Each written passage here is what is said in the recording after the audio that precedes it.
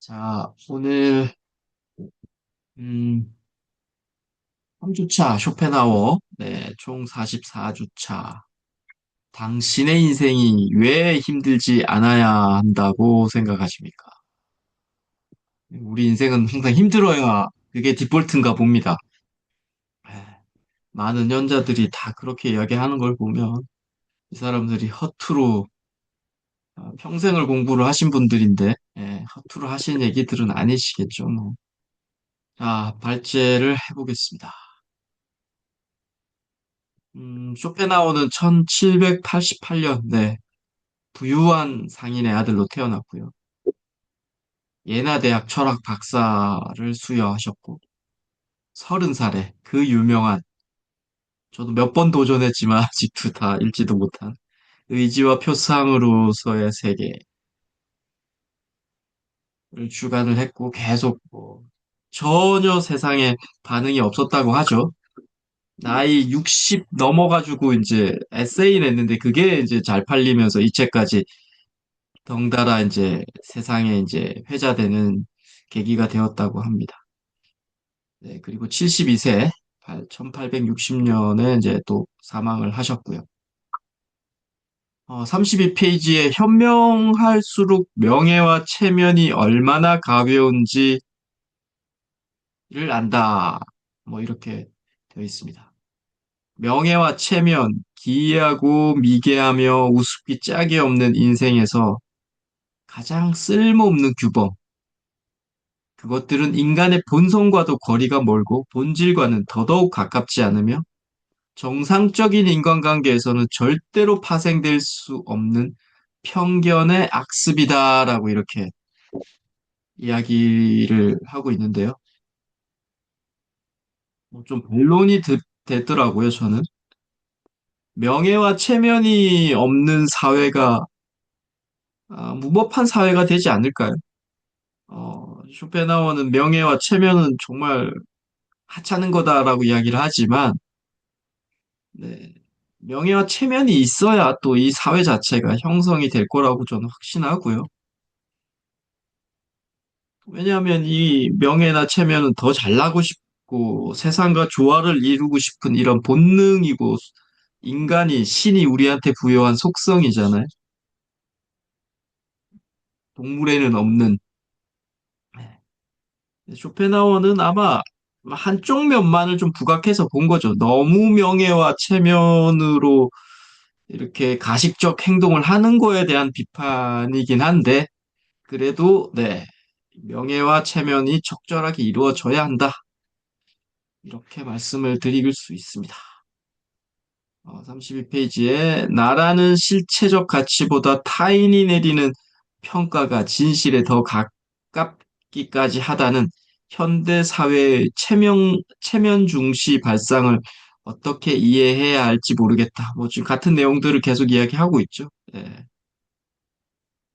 실제적 가치를 뭐 제가 이제 뭐 이런 의문이 들더라고. 실제적 가치를 어떻게 판단할 건가? 나라는 실체적 가치를. 네. 타인의 평가와 자신이 내린 자신의 가치를 적절하게 균형을 맞추어서 판단해야 되겠죠. 내 가치가 나는 너무 높은 사람이야. 근데 타인들은 전혀 인정해주지 않으면 그것도 또 허무해질 거고요. 예, 그러니까 적절하게 자신에 대한 가치, 타인이 또 나를 어떻게 판단하는 가치, 이런 게 또 적절해야 될 것 같고.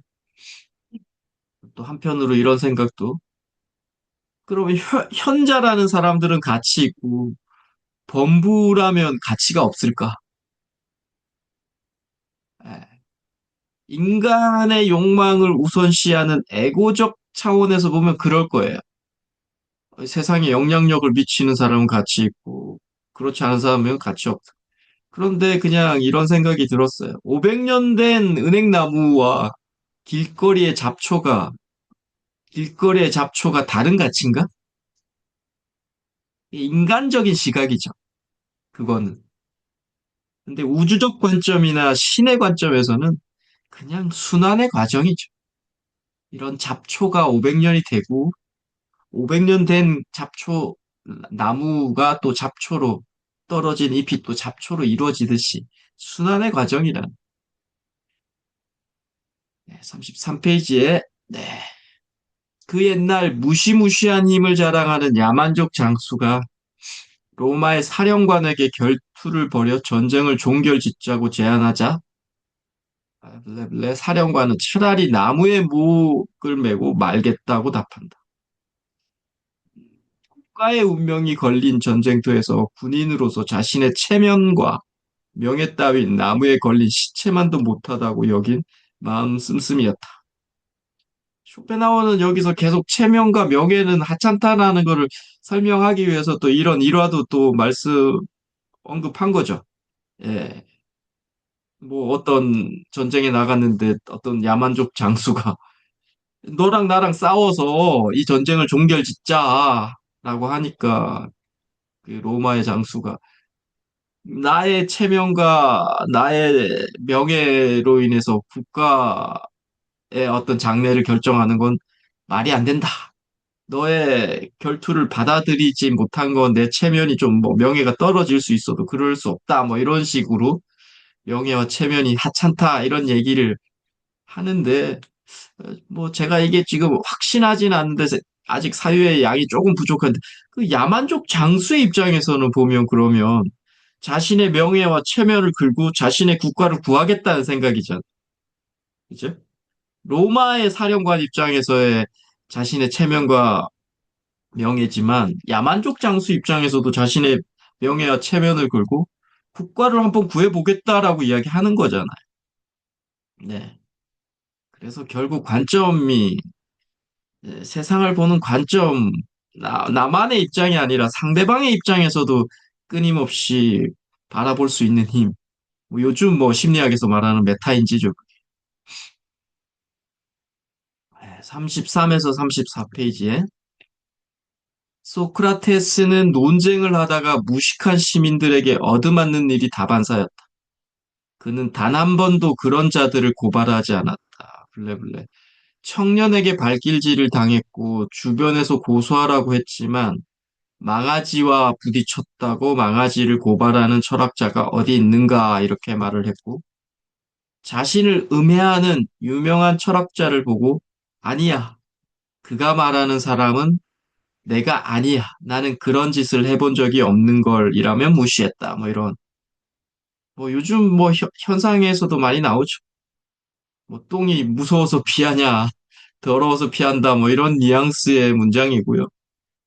요즘 유명인들, 특히 연예인들이 이렇게 자신을 음해하는 사람들에게 처음에는 참다가 결국 고소고발을 하는 경우들이 많으면서 이런 얘기를 하죠.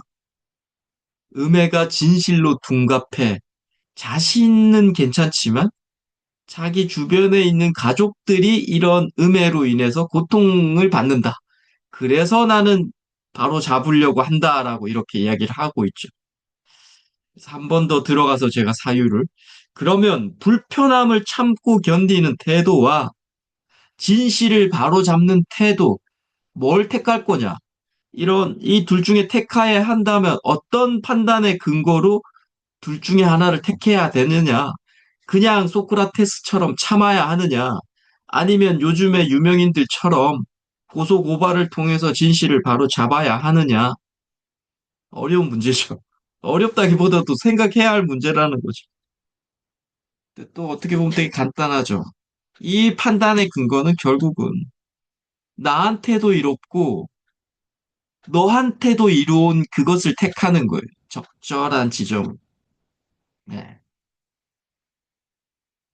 34페이지에 민주주의를 창시한 아테네 정치가들은 술 취한 시민들에게 썩은 채소로 얻어맞아도 옷을 빨면 그만이라며 부끄러워하지 않았다. 뭐 이런 문장이 나오는데 민주주의가 아테네에서 창시됐다고 했잖아요. 그리고 그 아테네 철학자인 플라톤도 이런 얘기를 하죠. 1인 1투표제가 반드시 좋은 건 아니라. 이게 지금 전 세계적으로는 모든 게 지금 1인 1투표잖아요. 저 아무것도 모르는 범부의 한 표와 이 세상을 통찰하고 있는 사람의 한 표가 같은 거잖아요.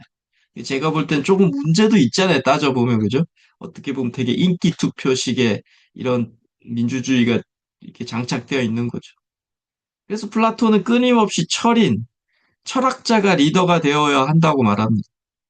여기서 철학자라는 게 뭐 철학 교수를 말하는 게 아니에요. 그분들은 철학자가 아니죠. 그냥 철학 역사학자들이고 여기서 철인들은 옳고 그름을 판단할 수 있는 깊은 사유 능력이 있는 사람이 철학자라는 그런 사람이 리더가 되어야 한다라고 이야기합니다. 충분히 공감을 합니다. 저도 요즘. 35페이지에 타인의 권리를 절대적으로 존중하는 세상이었다면 체면을 따지는 대신 신뢰를 이야기했을 것이다. 안타깝게도 지금 이 사회에서 명예란 남들이 인정해주지 않아 나 혼자 주창하는 권리, 타인에게 무시당하지 않기 위해 휘두른 입속의 칼날, 증오하는 자들과 맞서 싸우는 위협의 명분으로 남용되는 중이다. 뭐 이렇게 해서 명예를 이렇게 정의를 해줬는데 좀 공감이 되더라고. 인정해주지 않는 나 혼자 주창하는 권리, 타인에게 무시당하지 않기 위해서 우리가 또 명예가 필요하고, 네. 그래서 이런 내용은 좀 확실히 쇼펜하우어의 이 정의가 참 괜찮다라는 생각도 들었고요. 또 35페이지에 네. 문명이 없던 야만 시절이었다면 자신을 지키고 권리를 빼앗기지 않기 위해 신뢰보다 공포가 자연스러운 선택이었다. 블레블레블레. 지금은 국가가 존재하고 사회가 형성되었다. 국가가 우리의 신체와 재산을 보호해주는 마당에 짐승처럼 자신의 경계를 지키기 위해 위협과 협박을 난무해야 한다는 것은 치욕스러운 행위다. 뭐 이런 문장이 있었는데 아주 재미나게 읽었어요. 왜 그러냐면 170년 전 이 쇼펜하우어가 이 글을 쓴 게 170년 전일 거잖아요, 대략. 그럼 현재와 비교하면 인권은 더더욱 없던 시절이죠, 그 당시는. 쇼펜하우어는 그런데 자신의 시대를 문명이 있는 시절로 느꼈다는 거죠. 그죠? 지금은 이런 국가가 존재하고 사회가 형성되었다 이러면서 그래서 짐승처럼 행동하면 안 된다 이런 얘기를 하는 거잖아요. 그런데 지금 170년 전 시절이 뭐 지금 우리나라만 봐도 한 6, 70년 전만 해도 그 시절이 좀 야만의 시절이잖아요. 뭐 인권도 없었고 뭐 세상에 생명도 되게 경시되었고 했잖아요. 그래서 이런 현자들의 이런 오래된 책을 이게 이런 게 좋은 이유가 그 당시 이런 천재들도 그 시대에 맞게 말하고 생각할 수밖에 없다는 거예요. 이런 쇼펜하우어도 자기가 머물렀던 시대가 되게 문명이 있고 제대로 된 사회라고 느꼈다는 거잖아요. 지금 역사가 지나서 100년이 지나서 보니까 그때 되게 야만 시절이었는데. 그렇죠. 그러니까 천재도 어쩔 수 없이 그냥 그 시대 환경과 그 시대 국가 주변 환경에 따라 생각할 수밖에 없는 한계가 있다라는 걸 보면서 제가 또 많은 깨달음을 좀 얻었습니다. 네. 36페이지에 누구나 자신의 산에 오르기를 꿈꾼다.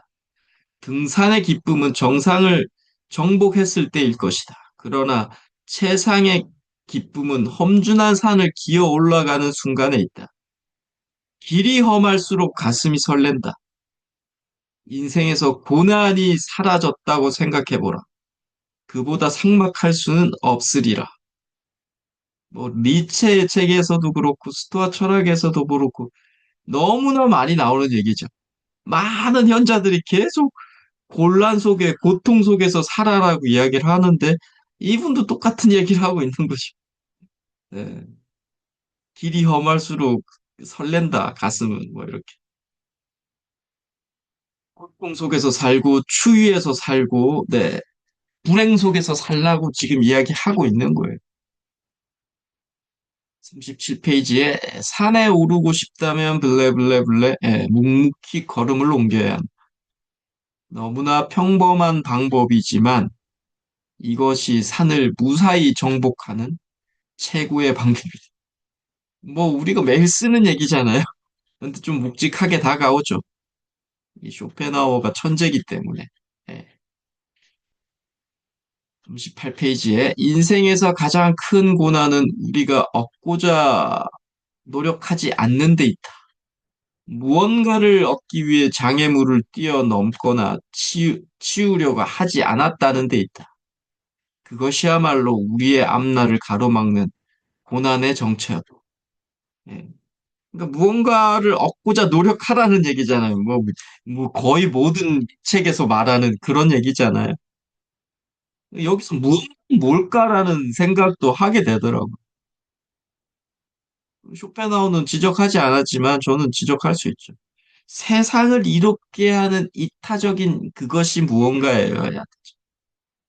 나 잘 먹고 잘 살겠다라는 이기적 발상이 돌아나는 순간에는, 네, 그것도 뭐 노력으로 얻으면서 또 그 순간에는 행복하겠지만, 결국은 또 덜 행복하고 많이 공허해 하더라는 거, 네, 불교적으로 말하면 과보를 또 짓는 거죠. 네, 그래서, 네, 이롭게 하는 것을 택해야 한다라는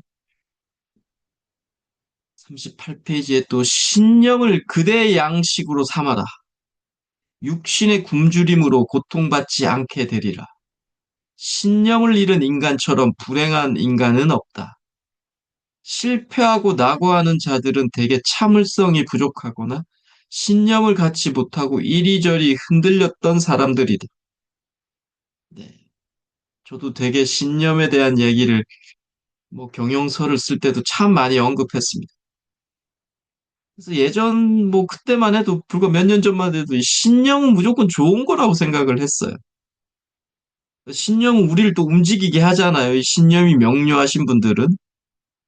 그런데 지금은 조금 달라졌죠. 올바른 신념이어야 한다는. 올바르지 않은 신념도 분명히 자신을 움직이게 하고 동기부여 시킵니다. 그렇지만 올바른 신념이어야 한다라는. 그건 옳고 그름을 판단할 줄 아는 신념이어야 한다는.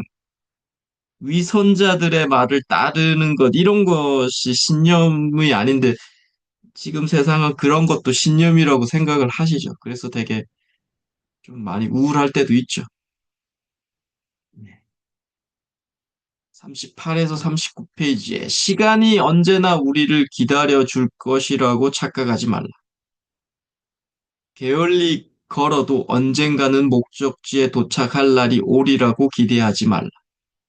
하루하루 전력을 다하지 않고는 그날의 보람은 없다. 보람 없는 날들의 반복으로 최후의 목표를 달성할 리 없다. 위대한 인생은 눈에 보이지 않는 성장을 통해 만들어진다. 뭐, 뭐 게으른 나 자신이 좀 초라해져 하게 보이고, 네, 분발해야겠다는 생각도 드는데, 네, 하루하루 최선을 다해야 된다는 걸 알지만, 또 에너지 관점에서 보면 하루에 너무 진력을 쏟고 나면 다음날 또 전혀 못하는 날이 생기기 때문에 적절한 최선이 또 필요한 시기라고 봅니다. 감사합니다. 말씀해 주시고, 네.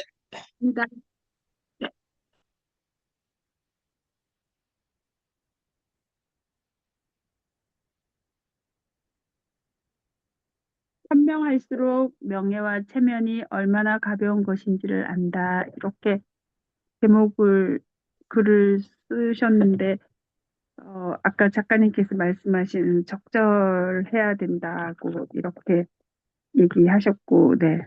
그래서 우리가 생각하는 그 사고 반대쪽으로 철학자들이 얘기를 하는 것 같아요. 그래서 말이 안 되는 것 같으면서 또 말이 될 수도 있다고 생각해 봅니다. 네. 실체적 가치보다 타인이 내리는 평가가 진실에 더 가깝기까지 하다는 현대 사회의 체면 중시 발상을 어떻게 이해해야 할지 모르겠다. 그런데 자기 자신의 가치는 다른 사람이 평가하는 것도 있지만 대부분의 사람들은 그래도 잘 살아야겠다, 바르게 살아야겠다, 열심히 살아야겠다, 이런 것도 있고, 자신의 가치를, 어, 상담소에 오시는 분들은, 자존감이 조금 낮다거나, 자신의 가치를 낮게 생각하는 사람들이 이렇게, 그, 검사지, 이렇게, 검사지를 이렇게 체크해 보면, 생각보다 자신의 가치를 낮게 하는 분들이 있다는 걸 알게 되었습니다.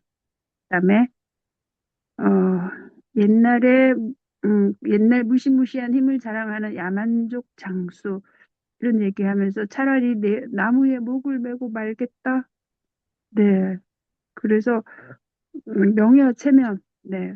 가볍게 얼마나 가벼운 것인지 안다 그러셨는데 아까 또 작가님께서 세상을 보는 관점을 잘 해야 된다 그러셨고 소크라테스가 사람들과 논쟁을 벌였고 또 논쟁이 말싸움으로 번져 무식한 사람들에게 얻어맞는 일이 다반사였다고 이렇게 근데 이건 좀 놀라운 일인 것 같아요.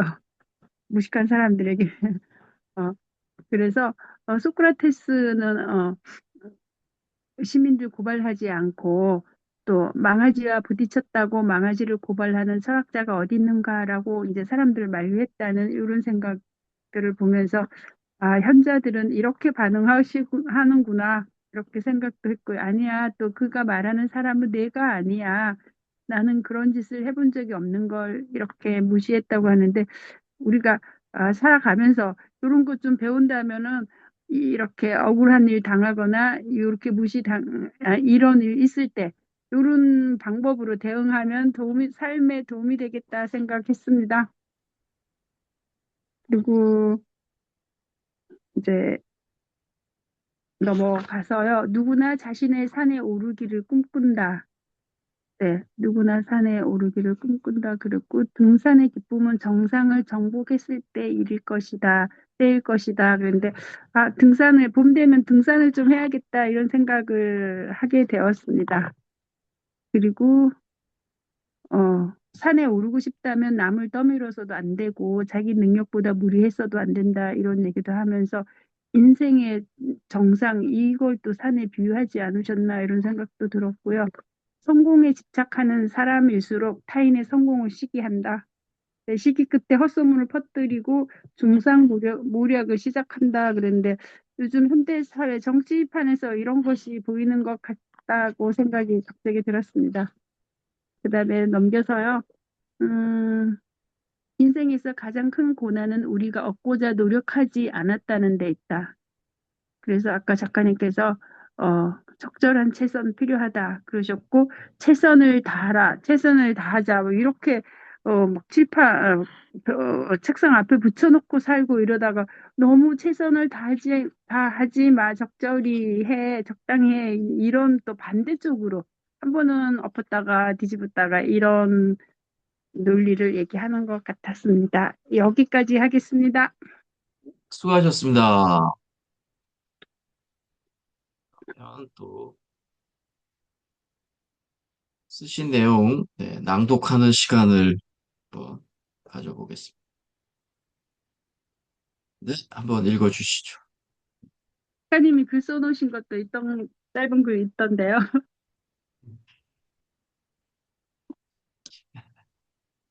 오래 참음을 옷 입고 음, 전화기 너머로 들려오는 엄영숙 씨의 목소리는 느리고 조용했다. 그러나 그 느린 말투에는 사람의 마음을 가라앉히는 묘한 따뜻함이 묻어 있었다. 마치 오랫동안 가슴 깊이 묻어두었던 이야기들이 이제야 조심스럽게 밖으로 걸어 나오는 것 같았다. 영숙 씨는 예전에 회사에서 사무직으로 10여 년을 일했다. 나이가 들면서 일을 그만두게 되었고 지금은 요양보호사로 일한 지 3년이 되었다. 하루 3시간 정도 일하며 살아가지만 생활이 넉넉하지는 않다고 했다. 요즘은 카드로 생활할 때도 많아요. 그는 담담하게 말했지만 그 말 속에는 세월의 무게가 묻어 있었다. 그래서인지 이혼이라는 말을 떠올리면 마음이 복잡해진다고 했다. 무엇보다 경제적인 걱정이 먼저 떠오른다며 그는 조용히 웃었다. 이번 설 명절에 일어난 사건은 그동안 마음속 깊이 묻어두었던 생각들을 다시 꺼내보게 만들었다. 결혼 36년인데요. 이렇게 되는 게 참 억울해요. 그의 말은 한숨처럼 흘러나왔다. 남편이 잠깐씩 외도를 했을 때도 참고 살았다고 했다. 가정을 지켜야 한다는 생각 하나로 버텨온 세월이 어느덧 36년이었다. 그런데 이번 일은 남편과 아내 사이가 아니라 딸과 아버지 사이에서 벌어졌다. 설 전날이었다. 연로한 시어머니는 충남 서천의 한 요양원에 계셨다. 남편은 혼자 요양원을 다녀온 뒤 집에서 쉬고 싶다고 했다. 지방에서 근무하고 주말에만 집에 오는 터라 피곤하다는 이유였다. 하지만 딸은 오랜만에 부모님과 함께 양평의 한 카페에 가서 차 한 잔을 마시며 시간을 보내고 싶어 했다. 결국 영숙 씨와 딸만 카페에 다녀왔다. 따뜻한 커피 향기 속에서 잠시 시간을 보내고 집으로 돌아왔다. 집 문을 여는 순간 술 냄새가 먼저 코를 찔렀다. 남편은 이미 친구들과 술을 잔뜩 마신 뒤였다. 딸의 얼굴이 굳어졌다. 그리고 오랫동안 마음속에 쌓여있던 말들이 한꺼번에 터져나왔다. 말과 말이 부딪혔다. 순간 분노가 치밀어 오른 남편이 거실에 있던 커다란 화분을 집어들었다. 그리고 바닥에 던졌다. 쨍그랑. 화분이 산산이 부서졌다. 흙이 사방으로 튀었다. TV까지 쓰러지며 깨졌다. 거실 바닥에는 깨진 화분 조각과 흙이 어지럽게 흩어져 있었다. 마치 오랫동안 금이 가 있던 한 가정이 그날 밤 소리를 내며 깨져 버린 것 같았다. 영숙 씨는 조용히 말했다. 딸이 조금만 참았더라면요. 하지만 이야기를 듣다 보니 딸의 마음도 이해되지 않는 것은 아니었다. 딸은 어린 시절부터 아버지의 폭력적인 모습을 보며 자라왔다. 어린 마음으로 삼켜야 했던 수많은 순간들, 차마 꺼내지 못했던 말들, 그것들이 그날 밤 마침내 터져 나온 것이었다. 그래서 딸과 아들은 어머니에게 이혼을 권했다. 엄마, 혼자 사는 게 훨씬 편해. 이제 엄마도 자유롭게 살아. 그 말에 떠밀리듯 영숙 씨는 남편과 상의도 하지 않은 채 집을 부동산에 내놓았다. 집 팔고 고향으로 내려가려고요. 거기에는 저를 지지해주는 이모들과 친구들이 많아요. 남편에게는 접근 금지 명령이 내려졌다. 2달 동안 집 근처 100m 이내로도 올 수 없고 전화나 문자로 연락하는 것도 금지되었다. 그런데 상담이 이어지면서 영숙 씨의 마음에 조금씩 다른 생각이 자리 잡기 시작했다. 이혼이 정말 자신의 마음에서 나온 결정인지 아니면 자녀들의 뜻에 떠밀려 내린 선택인지 스스로에게 묻게 된 것이다. 무엇보다 남편의 마음이 궁금해졌다. 그에게 아직도 가정을 지키고 싶은 마음이 남아있는지 알고 싶었다. 남편과 전화 상담이 이루어졌다. 수화기 너머로 들려오는 그의 목소리는 여전히 컸고 말은 빠르게 쏟아져 나왔다. 억울함과 원망이 뒤섞여 있었다.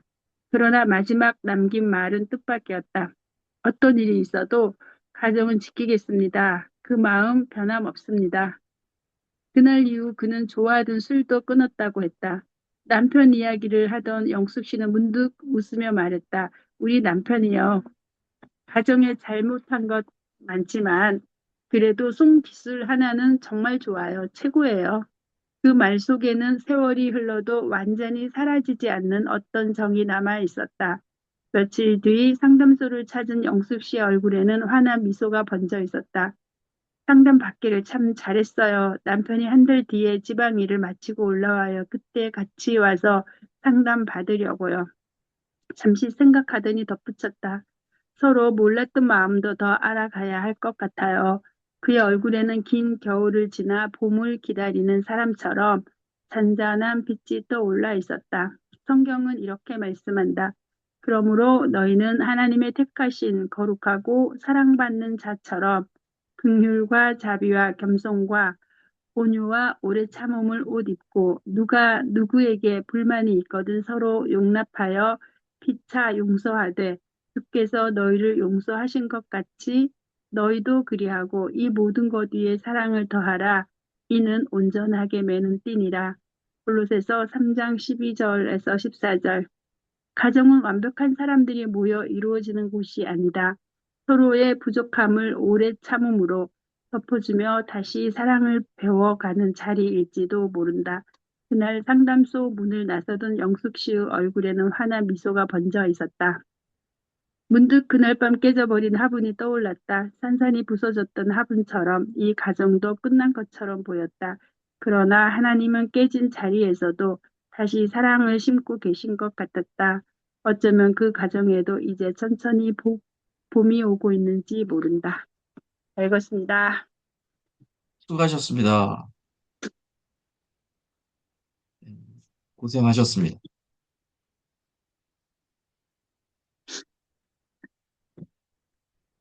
네.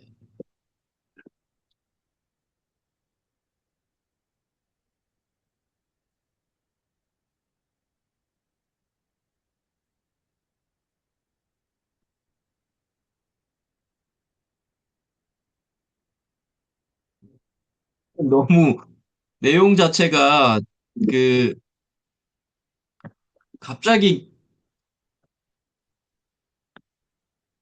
접근 이렇게 금지 명령이 내려지고 이런 거 자체가 조금 너무 팍팍 이렇게 분위기가 확확 너무 전환돼 버리는 것 같아요. 이 상황이 좀 제가 읽으면서 좀 잘 이해가 좀 안 되더라고요. 네.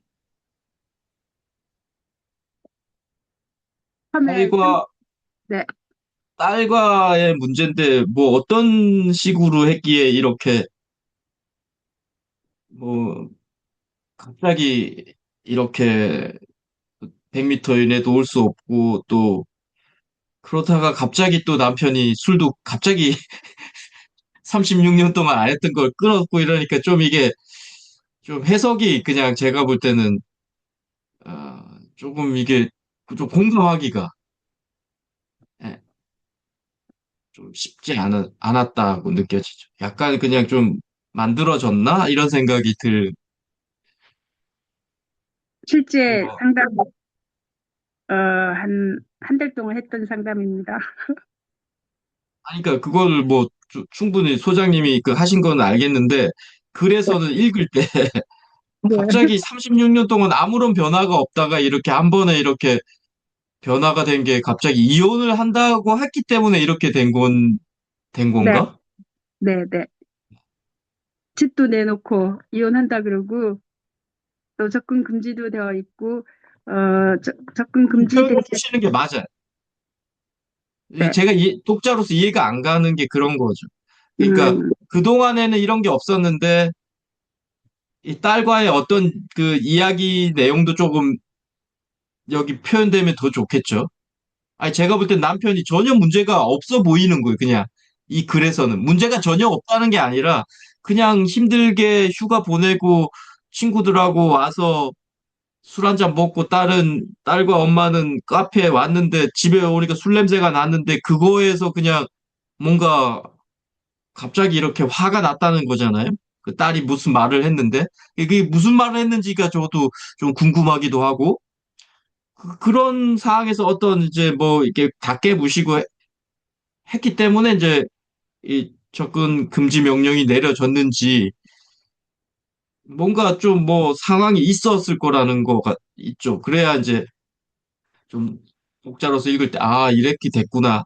그런데 이렇게 갑자기 변한 거는 그동안에는 이혼이라는 단어를 한 번도 꺼내지 않았고, 그동안에는 접근 금지 명령도 처음 받았고, 그동안에는 뭔가 이렇게 했는데, 이 한 변으로 인해서 30년 동안 변하지 않았던 게 변했다라는 게 좀 보여져야, 제가 읽을 때 독자기 때문에, 아, 그래서 이게 변했구나. 안 그러면 너무 쉽게 변해버린 거예요, 이분이. 이분이 어, 접근 금지 어, 접근 금지를 취소를 이제 천천히 안내하고 했거든요. 빨리 해주면 안 되겠다 싶어서 했더니 바로 술 먹었어요. 네, 다시 또 술을 드셨어요? 바로 술 드셨어요. 네. 어, 왜냐하면은 지방에서 어, 노가다 일, 건축일 이런 거 이제 해야 돼 힘드니까 할까 뭐 이런 것도 있는데 이제 여러 가지 힘든 술을 자기가 술을 남을 계속 사주는 거죠. 집에 생활비는 조금 갖다 주고 자기 술 마시고 지방에 있으면서 다 쓰고 외도도 하고 네 그러면서도 이혼은 절대 안 한다 그랬는데 지금 딸이 그 상견례를 한지 얼마 안 되고 설 전에 상견례 했는데 설날 이렇게 갑자기 폭력이 둘 다 딸과 아버지 남편이 분노 폭발했다고 이제 아내가 이렇게 표현을 했거든요. 그러면 자꾸 뭐 네, 그쪽에서 상담하는 사례에서 그 중간에 딸과 아버지가 어떤 얘기 했는지는 아마 말씀을 안 하시니까 이제 이렇게 썼는데 이러면 중간에 이제 그 작가로서의 이 좀 집어넣는 게 맞죠.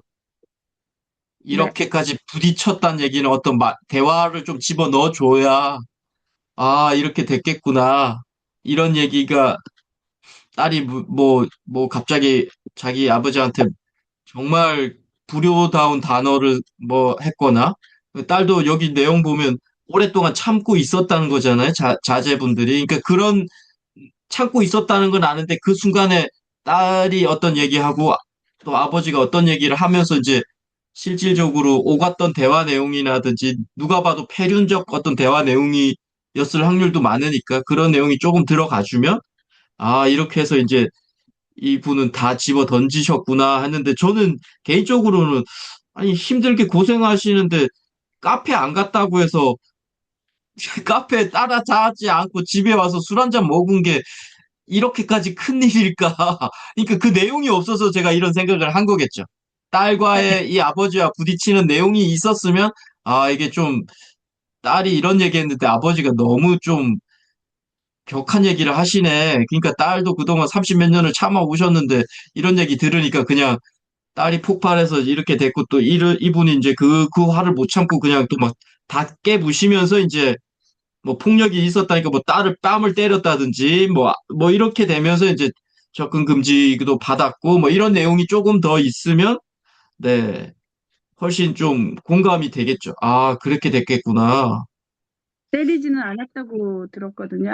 아내는 남편하고 딸 너무나 격렬하고 화분 다 깨지고 집안 난장판 되니까 그냥 끌어안고 있었대 남편을 말리느라고. 그래서 봤더니 자기 몸이 다 멍이 들어 있더라. 이제 이렇게 얘기하시고 자기는 이혼을 하겠다 그러고 왔거든요. 그 이혼하고도 내 주변에는 잘 사는 사람 참 많아. 막 이제 이렇게 얘기하시고 시골 가겠다고 집 팔고 시골 가겠다고 이제 이렇게 얘기하시면서 이혼을 어 그러다가 이제 바뀐 거죠 마음이.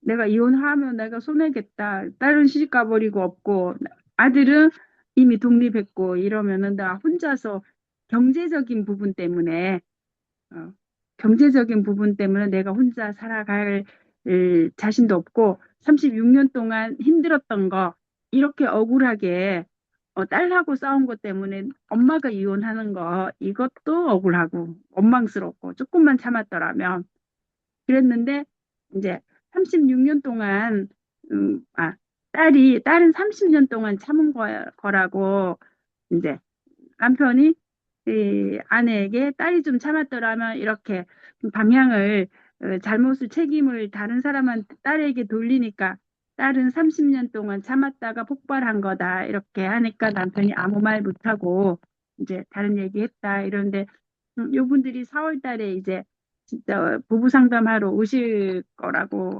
하고 우선 네 저는 제가 전화 상담을 남편에게 해주고요 그랬습니다. 자, 뭐 수고하셨고요. 화이팅. 화이팅입니다.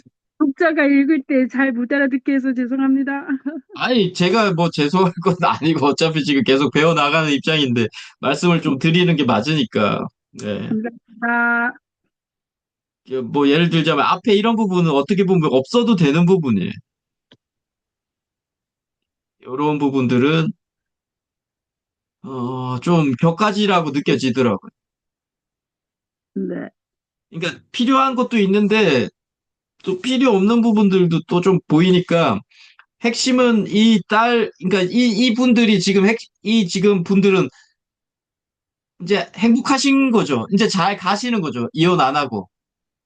이혼은 안 하기로 했고, 그리고 또 접근 금지 명령도 취소해 주니까 남편이 되게 좋아하고, 집에 회사에 있으면 내가 체면이 구겨지잖아. 아까 체면 얘기 거기 쇼펜하우어 책에서 나왔는데, 내가 집에 안 가면 집에 뭔 일 있다고 회사에 다 알려져서 이것도 참 곤란하고, 그거부터 취소해 줘야 된다고 서두시는 거예요. 자기가 엄청 잘못하고 범죄라는 거.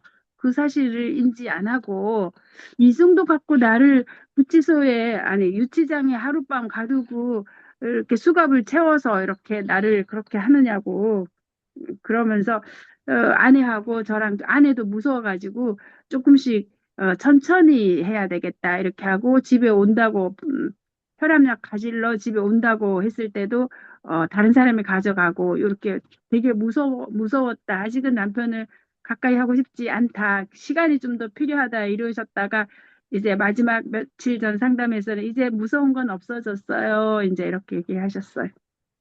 이제 해피엔딩으로 간 거네요. 아직은 아니, 그러니까 네, 이혼하려고 했다가 이혼도 안 하고 이제 그래도 지금 이 글의 내용에서 보면 그래도 이제 네, 그래도 뭐 좀 만족스럽게 이혼도 안 하게 가게 된 거잖아요. 네. 그렇죠. 딸내미 결혼식 앞두고 있으니 제가 처음에 딱 봤을 때 연계을에서 봤을 때 이제 큰일 나는 집이네 싶더라고요. 딸내미 결혼식 앞두고 요런 일이 발생해서 딸내미는 나 아버지 없어도 된다. 결혼식 나 혼자 할 수 있다. 막 이제 이러고 그래서 저는 아내를 설득했죠. 이혼을 하더라도 이 시기에 해야 되냐. 결혼식을 잔치를 벌여놓고 망신당할 일 있느냐. 그렇게 설득을 하니까 화해가 먼저구나. 결혼식 우선 잘 시키고 딸은 또 시집 가면은 가고 남편하고 둘이 살아야 된다는 그게 경제적 이유도 있고 너무 억울하다는 거. 그동안 너무 참고 살았던 게 너무 억울하다는 거. 아무튼 뭐 해피엔딩으로 가는 거기 때문에 뭐 그 상황은 제가 알겠는데 네, 일단은 그래서는 이렇게 아까 말했던 36년 동안에 도저히 안 됐던 게 이렇게 갑작스럽게 변할 수 있었던 어떤 모티브를 꼭 그래 표시해줘야 독자들이 아 이래서 이 사람이 그동안에 그렇게 외도하고 폭력하고 술을 했는데 술도 끊고 했다는 것 자체가 솔직하게 독자들로서는 말이 안 되는 걸 느끼거든요. 왜냐하면 술 못 끊거든요. 제가 알고 있거든요. 이렇게 끊을 수가 없어요. 감옥 들어가지 않는 이상은. 그때까지만 끊었는데 이제 네. 상담을 통해서 잘 풀어져 가겠다, 잘 풀릴 것 같다 하니까 아내가 빨리 접근금지 취소해주면 된다, 뭐 이거 서둘고 이러는 거예요. 그러고 나서 어, 술은 안 드시고 계시나요? 금주 잘 하고 계시나요? 했더니 아유 옆에 사람들 있어서 조금 그래요. 그리고 얼른 말 딴 데로 돌리고 이랬는데 아내로부터 이미 술 먹었어요. 들었거든요. 그래서 이분은 빨리 풀어주면 안 돼 해서 더 천천히 했죠. 있습니다. 그, 그거를 잘 표현을 해야 되는데 잘 못해서 노력하겠습니다. 지금처럼 이렇게 하루하루 이렇게 일주일에 한 편씩 뭐 쓰는 게 결코 쉬운 일이 아니시기 때문에 이것 자체로 그냥 글의 내용을 떠나서 이것 자체로 지금 잘 하고 계시라고 생각을 합니다. 네. 제가, 제가 일요일 날 낮에도 교회 가고 보통 밤에는 잘 안 가거든요. 사람들이 자리가 많이 비었는데 밤에 가서 저녁에 예배를 듣고 그 제목 보고 이렇게 성경 말씀, 요 말씀을 주제로 설교 말씀이었거든요.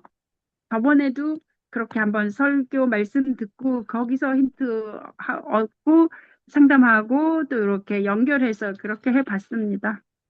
그렇게 하는 행위 자체는 너무 네, 좋습니다. 뭐 내용의 어떤 퀄리티에는 차지하더라도 이렇게 뭔가 연결시켜 보겠다는 것 자체만으로도 네, 소장님이 이제 다 배우신 거예요. 이제는 소장님 혼자 노력기만 남은 거야. 제가 뭔가 하려고 했던 거 다 지금 시도하고 계신 거예요. 연결시키고 뭔가 지금 상담 사례하고 그 성경 말씀을 연결시키고 이런 그 행위 자체가 그냥 이게 글 쓰는 거기 때문에 네. 그래도 숙제가 있으니까 하는 겁니다. 그건 맞아요. 어떤 사람도 뭐 숙제가 없으면 안 하게 되죠. 네, 네, 그렇습니다. 네, 작가님 덕분에 수고하셨고, 네, 다음 주는 49페이지까지 하겠습니다. 네, 감사합니다. 네, 하셨습니다. 수고하셨고, 네, 또 다음 주에 뵙겠습니다. 감사합니다. 수고하셨습니다.